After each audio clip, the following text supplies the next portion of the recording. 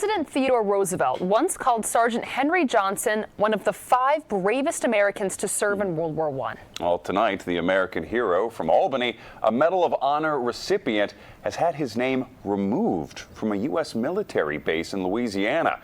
It was ordered by the Trump administration. Dan Levy gathered some reaction today to this story. Joins us from the studio with what he's found out about it.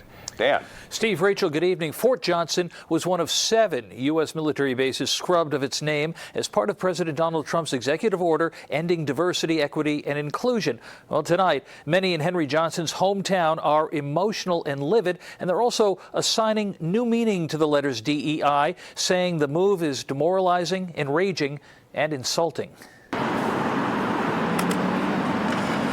When President Barack Obama bestowed Sergeant Henry Johnson with a posthumous Medal of Honor in June 2015, Albany Mayor Kathy Sheehan was at the White House. One of the highlights of my entire career, not just my career as mayor, my entire career, was sitting in the front row at that ceremony in the White House when Barack Obama bestowed the Medal of Honor on Henry Johnson. Now that the Trump administration has decided to take down the names of at least 7 black war heroes from U.S. military bases and change them back to previous Confederacy-era military figures, Sheehan sees it as an insult to black Americans, calling it a statement of white supremacy, plain and simple. There were people who were invited to that ceremony who never thought they would set foot in the White House, much less be in a room with the President of the United States.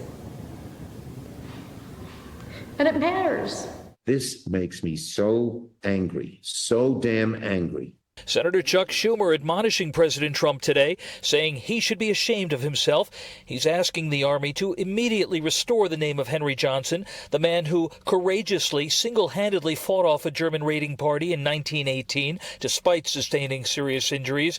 That man's name should be restored to the Louisiana fort that up until today bore his name. Henry Johnson's an American hero.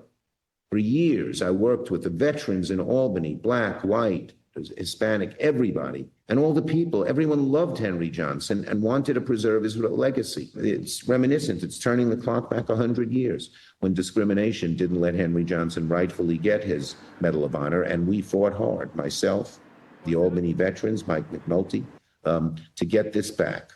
Tonight, Senator Schumer and others are urging the Army to reconsider. Meanwhile, Republicans in Congress have either not spoken up or they have enthusiastically supported the Trump administration's anti-diversity efforts. Steve and Rachel. Dan, thank you so much.